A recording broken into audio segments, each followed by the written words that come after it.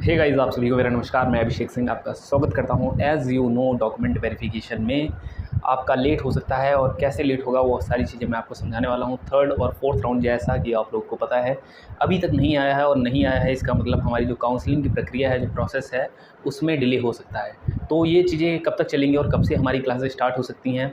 और जैसा कि मैंने आप सभी को बताया है, जिनको भी हॉस्टल अलॉटमेंट के लिए सारी चीज़ें है ना जाननी है, वो अपना स्कोर कमेंट कर सकते हैं, अपनी कैटेगरी और डिस्टेंस सारी चीज़ें कमेंट करके, ताकि मैं उनको बता सकूँ, है ना। कोर्स भी अपना ज़रूर बता दीजिएगा। तो चलिए शुरू करते हैं कि कैसे आपका डिले हो सकता है। जैसा कि आप सभी को पता है 3 दिन का पेमेंट के लिए आपको समय मिलता है ना। 3 दिन का अगर पेमेंट का टाइम मिलेगा तो आपका third round and fourth round, है ना, तो लगभग 1 हफ़्ता आपका इसी में जाएगा। अगर 1 दिन के बाद आपका क्या है, बचा हुआ राउंड आ जाता है ना, लास्ट राउंड जो आ जाता है, और उसके 3-4 दिन बाद ही ये सारी चीज़ों को देख के आपका डॉक्यूमेंट वेरिफिकेशन देते हैं, है ना। तो इनकी जो प्रोसेस थी, जिस हिसाब से चल रहे थे, इनकी प्लानिंग थी कि 25 तारीख से हम डॉक्यूमेंट वेरिफिकेशन करवा देंगे। और कई लोगों ने क्या करवाया है, टिकट वगैरह बुक करवा ली है। तो उन लोगों के लिए थोड़ा सा मैं कहूँ दिक्कत हो सकती है। दिक्कत ये हो सकती है कि जिनका टिकट बुक हो चुका है उनका तो अब कुछ नहीं हो सकता, है ना। और आई होप कि आपका डॉक्यूमेंट वेरिफिकेशन टाइम से हो जाए, बट मुझे ऐसा लग नहीं रहा है, क्योंकि आप लोग खुद समझदार हैं, आप लोग कैलकुलेट कर सकते हैं, है ना।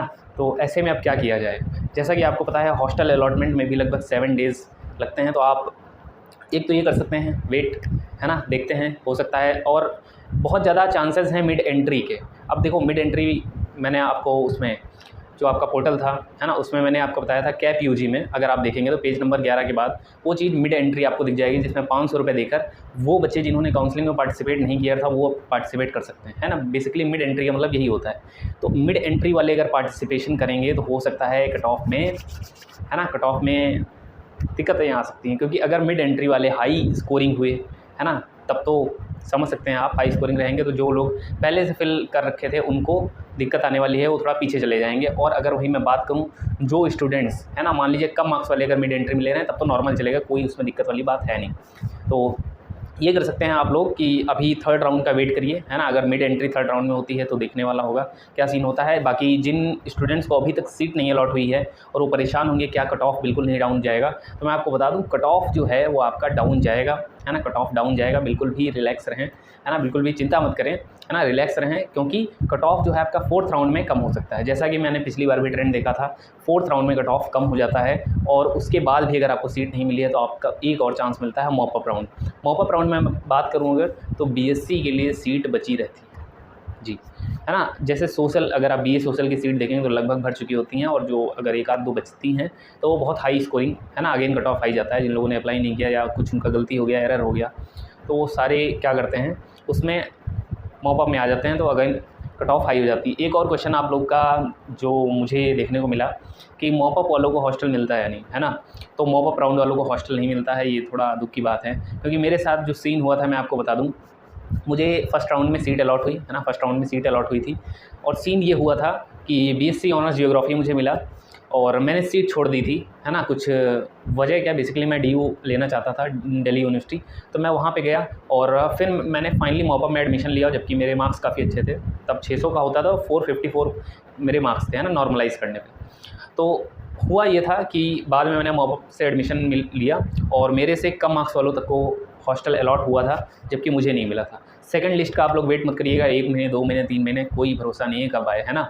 जैसे कि अगर मैं आपको बताऊं तो पिछली बार जो हॉस्टल अलॉटमेंट हुए थे वो अप्रैल में हुए, समझ सकते हैं आप। जो सेकंड लिस्ट आई है वो अप्रैल में आई है। और तो ये सारी चीज़ें हैं, काफ़ी ये सब देखने को मिल सकता है। एक आपकी प्रोसेस फास्ट होगी, जैसे ही आपका डॉक्यूमेंट वेरिफिकेशन हो जाते हैं उसके बाद जो आपके सब्जेक्ट अलॉटमेंट होंगे, चाहे वो वैल्यू एडिशन हो, है ना, एनईपी के अकॉर्डिंग जितने भी आपके सब्जेक्ट अलॉट होने, है ना। तो आपके जो भी डाउट हो आप कमेंट कर सकते हैं। चैनल पर नया हो तो सब्सक्राइब जरूर कर लेना अगर अभी तक नहीं किया है, और वीडियो को लाइक और शेयर जरूर कर दो। तो जैसा कि मैं बता रहा था सब्जेक्ट अलॉटमेंट, है ना, तो जैसे आपके skill enhancement course, value addition course और आपका मल्टी डिसिप्लिनरी, ये सारे जो कोर्सेज होते हैं ये आपको अभी अलॉट होंगे, और तभी आपकी जो प्रॉपर क्लासेज हैं वो चलेंगी। क्योंकि आपका टाइम टेबल ऑलरेडी बन चुका है तो उसमें कोई दिक्कत वाली बात नहीं है। पिछली बार टाइम टेबल में ही बहुत ज़्यादा टाइम लग गया था। तो आप कह सकते हैं आपकी क्लासेज जो हैं प्रॉपर वो 7 सितंबर से स्टार्ट हो सकती हैं, है ना। तो 7 सितंबर से आपकी क्लासेज स्टार्ट हो सकती हैं। और जिन लोगों को भी रूम वगैरह के लिए, है ना, कंसर्न करना है, मुझे मैसेज कर सकते हैं। आप लोग टेलीग्राम ग्रुप ज्वाइन कर लीजिए, व्हाट्सएप ग्रुप ज्वाइन कर लीजिए, इंस्टाग्राम पे भी आप मुझे फॉलो कर सकते हैं। और आप देख ही रहे हैं हर प्लेटफॉर्म पे मैं आप सभी को रिप्लाई कर रहा हूँ जहाँ पे भी। और बाकी अगर हॉस्टल के रिगार्डिंग आपकी कोई क्वेरी है तो आप मुझे कमेंट में ज़रूर बताएं। Thank you guys, all the very best.